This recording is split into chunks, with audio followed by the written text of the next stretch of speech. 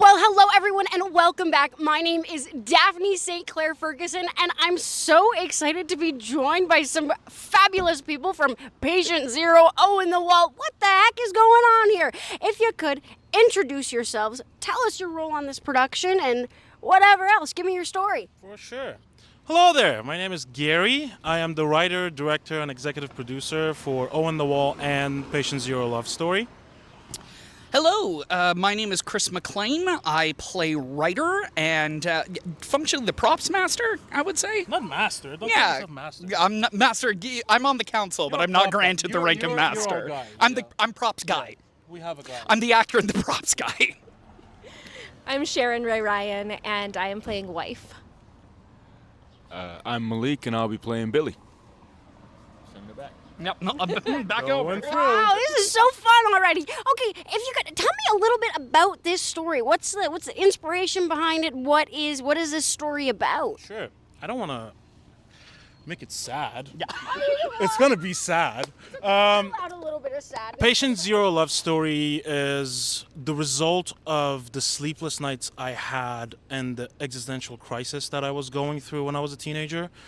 And I was thinking about, why am I on this earth? What's my role and everything? The whole thing the show is trying to discuss with the audience, and I use the word discuss because we're not going to just give you the story. You can interpret it the way you want it to, and you can put yourself in the shoes of any of the characters that are in the show.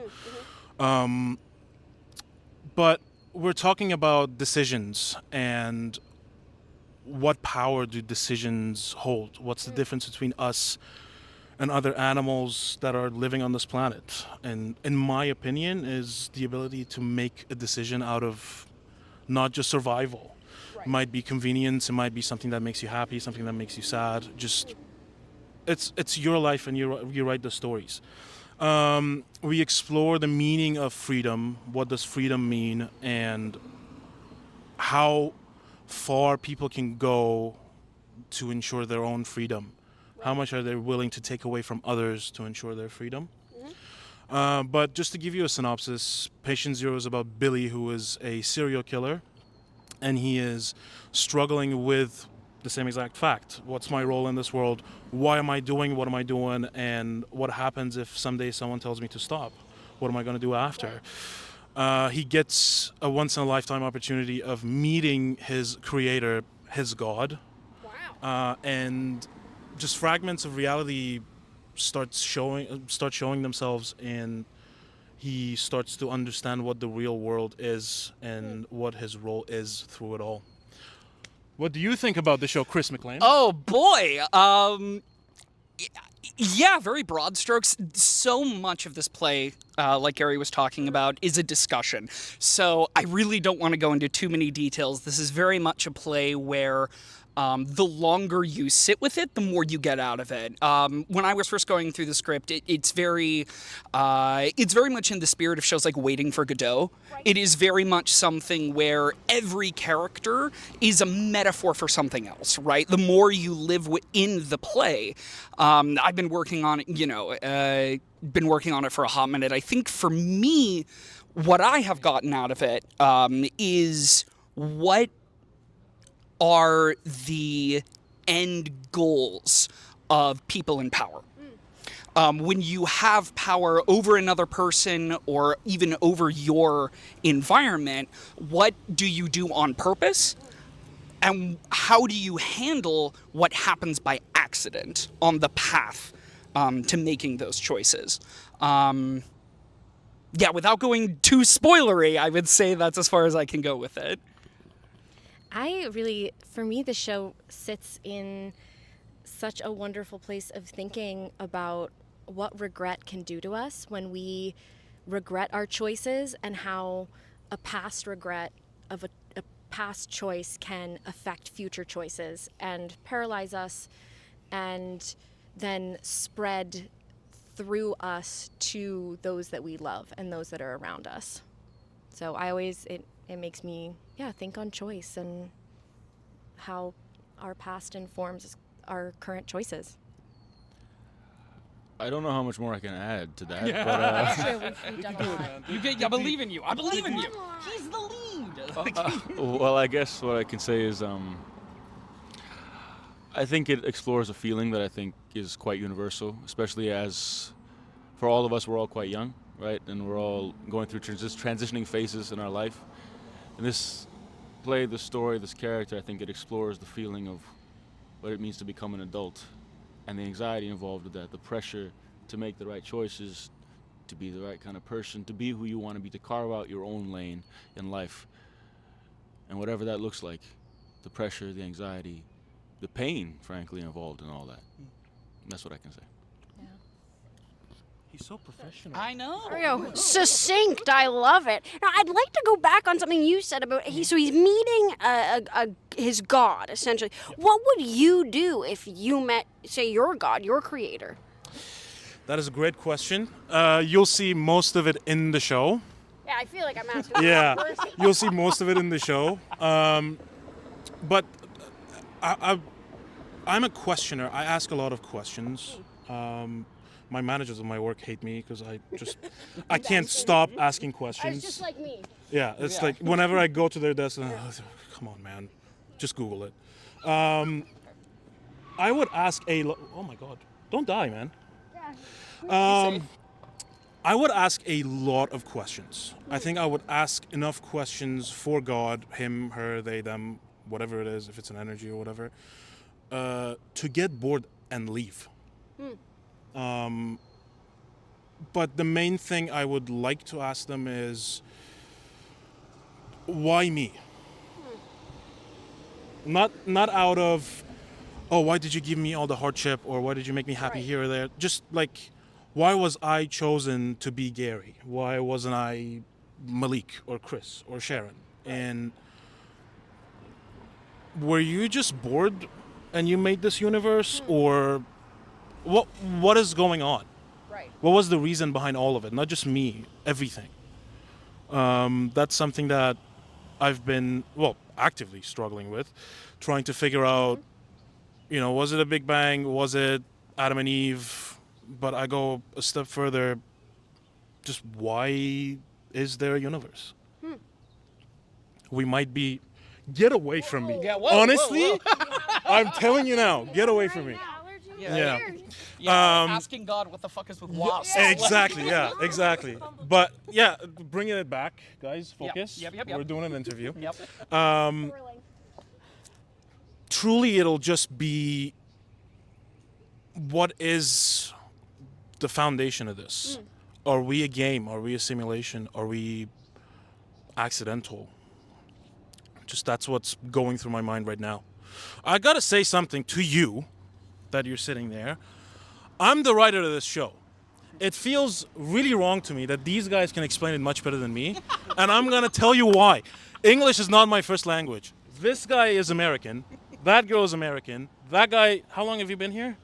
Yeah, born and raised, okay? I've been here for 3 years. Do not explain it better than me, okay? We're handing the mic back because we're moving on. We're not letting them speak anymore, okay? We're cutting them off from speaking. We're waiting for a pass. Truly. Yeah, they say enough. So, okay, let's go back. So we've got. You've been here 3 years. You two are American. You're born and raised. I'm going back to my OG question that I ask everyone. What is Canadian theatre, and how does this story fit into the landscape of Canadian theatre? Can I swear? Yeah. I have no fucking clue. I genuinely don't understand it. Like, if you go anywhere else in the world, I've been fortunate enough to learn from people that have worked in Europe, in East Asia, in North America, and South America. And all of them, the way they describe, that's a beautiful 911. I'm sorry. 911 is my soft spot. It's a purple, beautiful 911. I have ADHD, if you didn't know. That is a car. Yes, not the events. Over here, like. It sounds mental when a brown person says, "I love 911." It's a car. Get away. No. We're Get talking away. about a cool car. Okay. Oh, God. Let's come back to the Yeah, let's come interview. back. Let's be Let's come serious, back, yeah. please. What was I saying? Oh, yes. Canadian theatre, you don't know what it is. every single other place in the world has a characteristics in terms of what their theater and just what their art is about. Right. Canada, I think, because it's a mosh pit of all these different cultures and nationalities, you can't really put a word on it other than diversity, I guess. If you go to any space at any time of the day, at any time of the year, you'll see something that is completely different to what happened maybe an hour before it started. Right. Fringe is a really good example. Totally. You go to Soulpepper, you go to the Fringe Hub, you go to, I don't know, RBC Studio in Soulpepper, you see one thing, and then you go to Michelle Young, and it's just like, you're like in a whole different universe. That's the beauty of it. And one thing that, I'm not going to say I enjoy it, it's just something that I find really interesting is Canadian theater, to me at least, someone that came here 3 years ago, I'm still seeing everything from the outside. It's really lighthearted. Interesting. Stakes are not that high. Oh. I don't know. And I'm not saying it in a way that it's not serious. It's definitely serious, and people are making money off of that. People are making a living out of that. Keep going, we believe in you. But yeah, like back home, Which is? which is Iran, I felt like I was part of a cult. Cult. Yes, well, it is a kind of a cult here as well, but there's different other stuff kinds. into it as well, you Right, know? right, Yeah. right, But totally. theater itself was an actual cult that like you had to believe in. We used to like every day go to the city center theater, which is like the biggest theater building in Tehran, the city I was raised in. And we would just walk around it and just, I don't know, appreciate it. And that's something that I don't see it happen here unless I'm in the wrong group. I don't know. Maybe we've made friends with the wrong people. Yeah, maybe. Do you guys like theater? I'm not sure. This seems like a really good place to hand the microphone off. So, yeah, I born and raised in Denver, Colorado, and America, and went to university in Chicago, which is where I met my lovely wife. And I have a background in musical theater, and not to get. I can get a little personal. Yeah. Get personal for 10 seconds. My whole life was dedicated to becoming a musical theater professional, and I crippled my singing voice. And so I kind of had to do a reevaluation of who I was as a person, and I wound up coming back to theater many, many years later, 10 years later, trying to become a director. And then Gary approached me with this play, being like, "Hey, can you help me with this? Can you, can you read sides as people are coming in? Can you help me audition?" And then I basically begged him to let me play this character, and he was kind enough to acquiesce. And so this is the first time I've done. Give it to me. But that was that. It was basically it. It was basically the conversation. So the role he is playing, I am sorry, the role he is playing right now, we were auditioning for it, and the last person that like hopped off the call, he was like, "Can you just give it to me, please?" Oh man. But For what you want, I guess. I mean, squeaky wheel.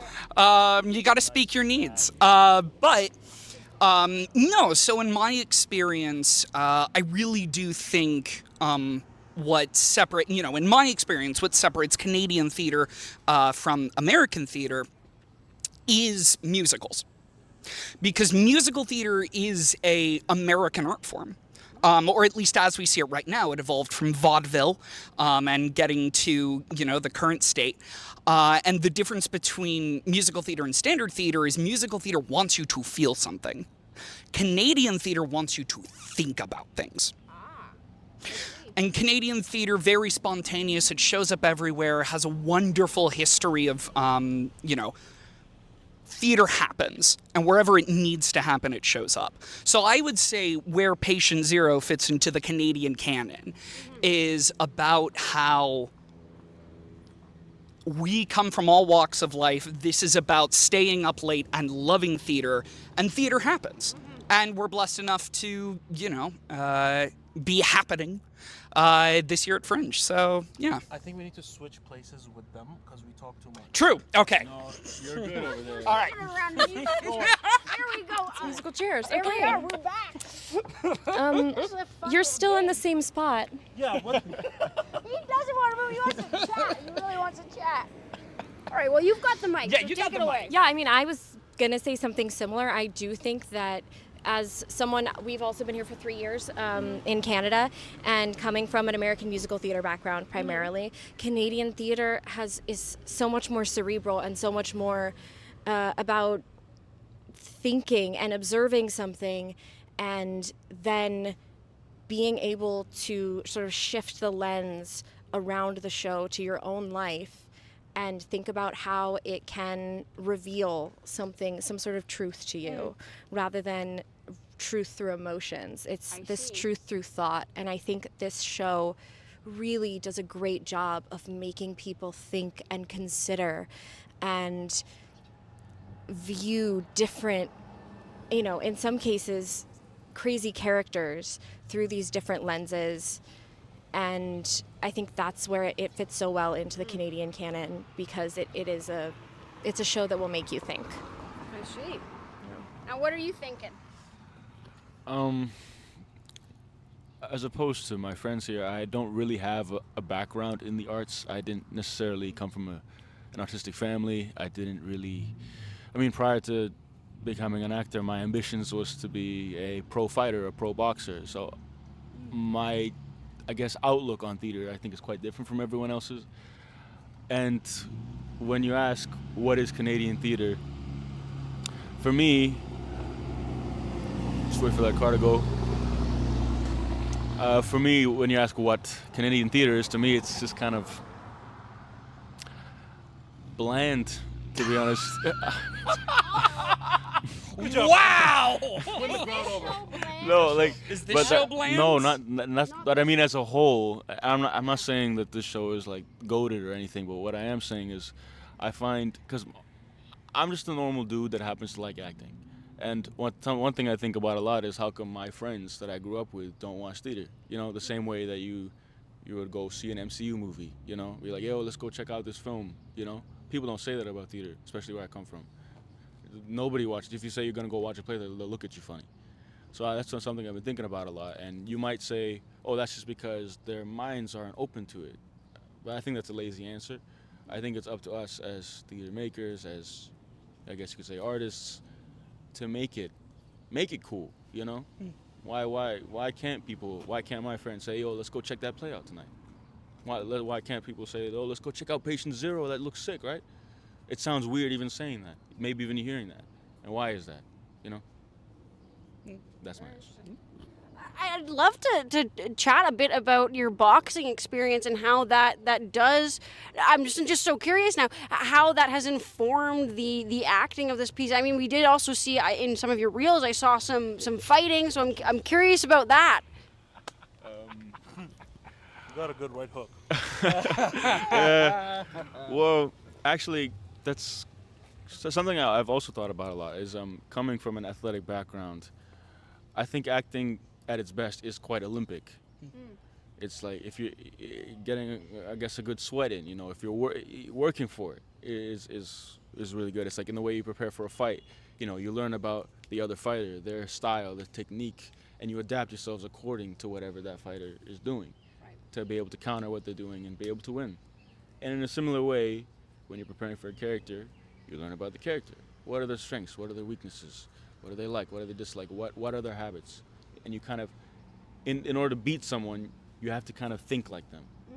And I'm not saying you have to beat the character, but to be the character, you have to think like them. And in the same way you prepare for a fight, it can be quite similar. I don't know if that answers your question, but that's, yeah. I was about to punch a wasp here. Are we sitting on a beehive right now? Well, we very well could be. I think we're just near berries and trees. It's just lovely. We're outside, Yeah. people. This is live. Yeah, if you didn't get the context clues, we are outside right now Of Tarragon Theater. of Tarragon Theater, where you guys are performing. Yes. June 30th to July 11th, which is so thrilling. Now, I have to ask this question because I'm asking everyone this question, but where's your money going? To the producer first. Down the toilet, I guess. We are losing all of it. Yes. We are, at least on this show alone, I am projected to lose about $8,000, which is bloody awesome for the love of the game. Like my own personal money, where it's going? Well, I mean, I guess if you want to share that. My own personal money is going towards Ubers, Mac and D's, games. I guess that's it. That's it. Yeah. Well, subscriptions as well. My phone subscriptions. Oh wait, like your personal budget? Yeah, my personal budget. What you spent on The theater. We are talking about that, but Okay. I just got excited. Yeah. Okay. So our money is going towards rehearsal spaces, which I didn't know. They're really expensive here for some reason. You wouldn't know. Yeah, it would be cheaper to just turn my house into a rehearsal space. They honestly should take a lot of those. I guess this is my hot take for the interview, but I think we should take some of the tiny little, Condos. terribly designed condos and turn them into rehearsal spaces because no one wants to live in them. No one has the money to live in them. I don't mind doing rehearsals with bed bugs. I'm fine with that, honestly. But you Yeah. do have a line at Wasps. Yes, exactly. Yeah, I draw the line at wasps. Exactly. Somewhere. Yes, exactly. Yeah, most of the money just went to rehearsal spaces because the rest of it we just brought it from our own places and stuff. Yeah, we all brought costumes, props, sets from our own houses. The table and chairs from your balcony. The desk is my office desk. Yeah, that's about it. It's just rehearsal spaces. Mr. Ford, we need rehearsal spaces, please. Please. Where's your money for this show going? How much did you spend on this show? Nothing. I'm chilling. That's a trend. You'll see it. Okay. Nobody spent No, any that was money. it. Wait, you. Yeah, just me. Yeah. Just you. Yeah, he was the prime investor. I think. As the founder of the company, Yeah, Yeah. I he's. took it upon myself. So if you would like to help him get out of the hole, come see the show. Please come see the show. I need another 550 tickets to break even. So we have to do this. We have to sell tickets. We have to get there because otherwise we're out $8,000. He's a wonderful person. Do it for him. Do it for Gary. Come on, look at his sweet face. Come on now. Well, is there anything else we should share about the show so we can sell some tickets? Anything at all? If you want to see why he's an amazing fighter, like you said, in some of our reels, we have had a bit of a fight call. I have a bit of a stage combat background. I did wind up injuring myself. I occasionally need to make use of a cane, and we actually incorporated my cane into some of the fight choreography and into some of our blocking. And after, I'm 31 and I'm out of shape, and you can tell he's a fighter because at the end of every fight call, I'm like, we're good. I can keep going. And this guy's like, yeah, you're good. You're good, Maclean, you got this. So it's an awesome fight. So come for the fight alone. It's fantastic. And you can see a serial killer and a writer try and throw down. I think that's worth coming alone. I think you come see it because this proves why theater can be badass. It doesn't have to be lame. Yes. We have it. It's not boring. It's not dry. Yeah. There's a lot to it. There's, what do you say, existential crisis. Yes. There's violence, there's aggression. That's about the gist. There's of it. love. Yeah. Yeah. It's a Yeah. love story. It's cool. Come find out why theater's fun and cool and badass. Come find out why theater is worth paying for and how much longer it lasts than just the show itself, because this is a show that will stick with you and that will show up in your thoughts and in the future. So it pays dividends. Very Very cool. Well, listen, folks, I've had so much fun chatting with you guys, chatting with the Wasps. I don't know what the hell is going on here, but we're here. 9/11 did happen. It happened here today. So that was quite a thrill. That was really exciting for me. I'll take credit for that one. I'll take credit for 9/11. There we go. We are all here. Our boxer's gone. It's got me ready to fight. I mean, I hope you're ready to fight too. Come see this freaking show at Tarragon Theater, Mainspace. June. Oh, we're back. Yes, come see it. Come see it. Come see it. June 30th to July 11th. Get those tickets. Let's make sure that Gary makes back $8,000, okay? He needs it. I need it. Okay? This is Daphne St. Clair Ferguson. With something? Oh, guys. I want you to zoom in on me. Despite all. Yeah! Despite all. Despite all, this is Daphne St. Clair Ferguson signing off.